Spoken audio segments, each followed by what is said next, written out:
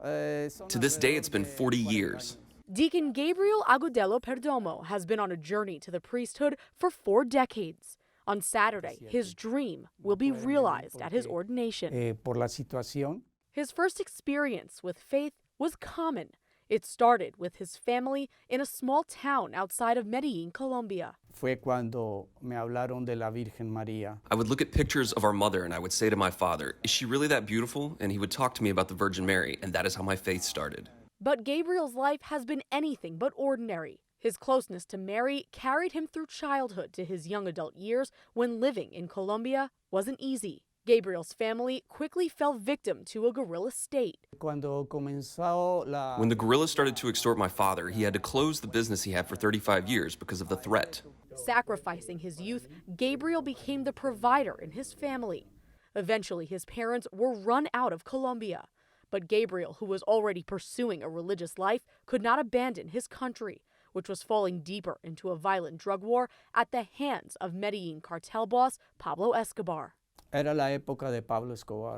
During the time with Pablo Escobar, I was doing pastoral work in the worst neighborhoods of Medellin, overrun with drugs and violence. It was very bad.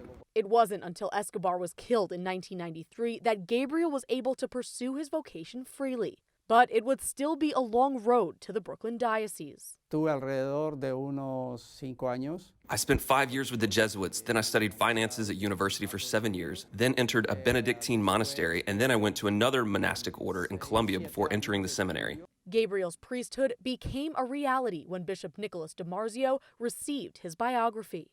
Bishop Nicholas DiMarzio received my biography and sent a priest to Colombia to check up on me. They interviewed my family, everyone at the seminary, and I was accepted as a seminarian in the Diocese of Brooklyn, but to continue my studies in Colombia. Much like the way he took on his family's burdens, Deacon Gabriel wants to take on the struggles of those in the diocese. When I was in the monastery, people would reach out to the monks to pray for them. The monks assume your suffering is their own suffering. His journey has taken 40 years, but now as the diocese continues to suffer a great loss during the pandemic, Deacon Gabriel's prayer and priesthood are right on time.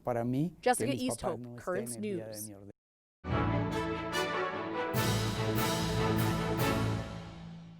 If you're watching Currents News on YouTube, be sure to hit the subscribe button and then click on the bell to get instant updates about all of our newest content, because we are putting your faith in the news.